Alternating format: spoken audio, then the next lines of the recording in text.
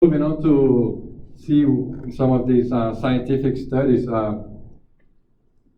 You see here is an indication of the number of research studies around mindfulness lately. You can see it's really an exponential growth. There has been really a boom of these studies. And what these studies show is that this consistent practice actually does have an impact and changes the brain. And one important concept to understand, this kind of effects is the concept of neuroplasticity. Has anyone heard about, what neuroplasticity means? President? Yeah, a few people in the room. So the idea of neuroplasticity is that I'll start with like a bit of a metaphor. It's like the software writes the hardware. So it's like what you do, how you feel, all your experiences, they actually change the structure and the function of your brain. So you can think it in a very simple way. It's like, well, I wanna learn how to play the piano. Yeah, you will need to learn how to coordinate movements in these two hands. The beginning will be very difficult. Of course, children, they have very plastic brains, so they will be able to learn quicker. But the learning process happens by these certain areas of the brain becoming activated or connecting to each other. So it's like if you think of a pathway in a forest, for example, you walk one time, then you're starting to kind of form that pathway. But if you keep going every time, the same pathway, that will become wider. You're gonna be kind of really consolidating that path.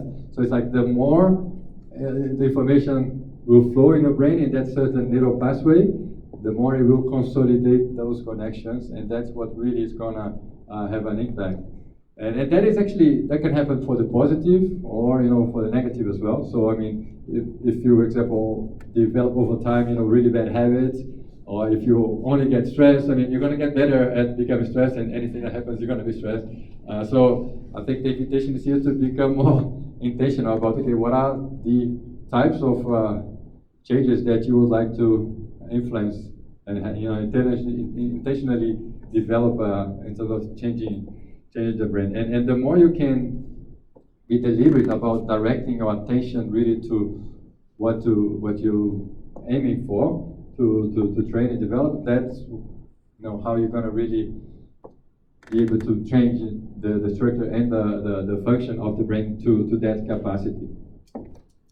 And that explains how these studies have come to these results.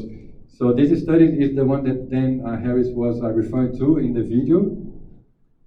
It was a research done in 2014 by Brewer, and what he did is he got two groups, a group of experienced meditators and a group of non-meditators. They put all the fMRI, so like measuring the activities in the brain, just all these plugs and the head of people to really measure the brain activity. And they were measuring those activities both at rest and doing meditation practice. And what they could notice is that comparing the two groups, first, at rest, there was this tendency for this default mode network, which is these regions of the brain that are associated to your mind being either wandering or thinking of self-referential thinking, just kind of,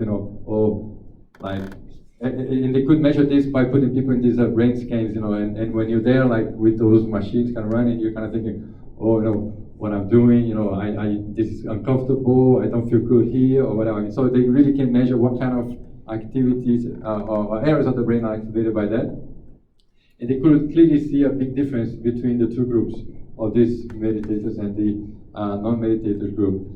And that big difference was not only rest, but also doing the meditation practice. So they had also this being measured in these meditation practice, they could see that these areas were really kind of not activated, and other areas were much more activated. There was also this engagement between these at rest, the areas of the brain of the prefrontal cortex, which is more like the executive function of the brain.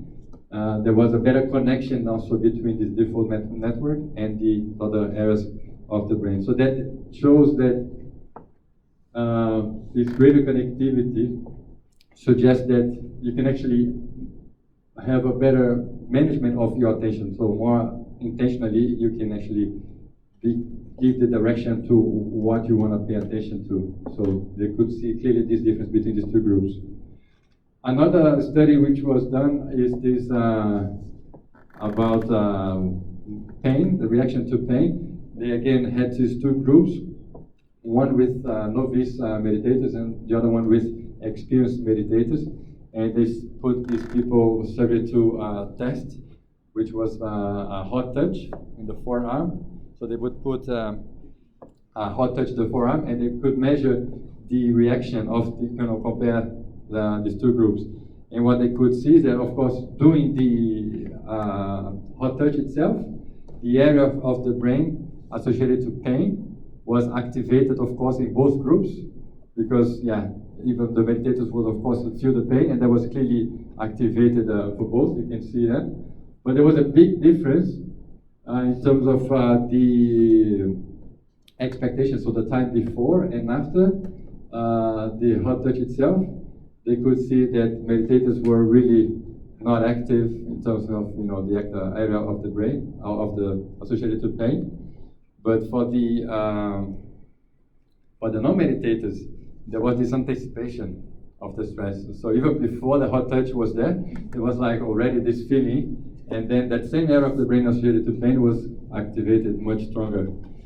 So that also suggests some ability to, that experienced meditators would have to let go things a bit more easily, and to also not anticipate stress, so only really experience it as it really happens, but not really in terms of expectations.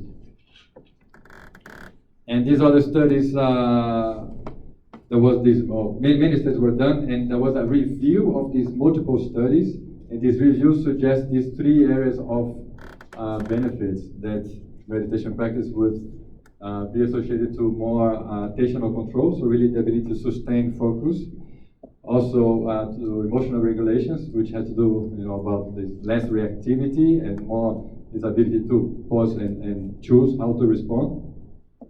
And and self-awareness, to really be recognizing what is happening as it is happening. And there was some results as well in terms of the surveys, actually the survey that you guys have done. This is just a collection here of results from other groups that passed through the training as well. And they compare results indicating that, after the training there had been improvement in terms of the ability to take perspective, to really understand the perspective of the other person, and also benefits in terms of the ability to pause before reacting.